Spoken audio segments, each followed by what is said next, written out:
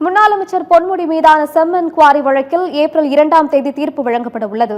விழுப்புரம் மாவட்டம் பானூர் தாலுகா பூத்துறை கிராமத்தில் உள்ள செம்மண் குவாரியில் அனுமதிக்கப்பட்ட அளவை மீறி செம்மண் எடுத்ததாக கூறப்படுகிறது.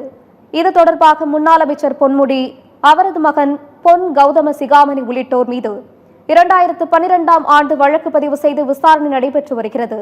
இந்த வழக்கு விசாரணை விழுப்புரம் மாவட்ட முதன்மை அமர்வு நீதிமன்றத்தில் நடைபெற்று வருகிறது. அரசு தரப்பு சாட்சிகளின் விசாரணை கடந்த அக்டோபர் மாதம் நிறைவடைந்தது.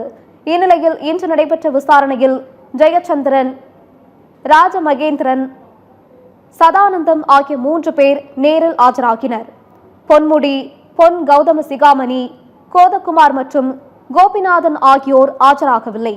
இதையடுத்து சாட்சிகள் விசாரணை மற்றும் இருதரப்பு வாதங்களும் நிறைவடைந்ததால் இந்த வழக்கில் ஏப்ரல் 2ஆம் தேதி தீர்ப்பு வழங்கப்படும் என நீதிபதி மணிமொழி அறிவித்தார்.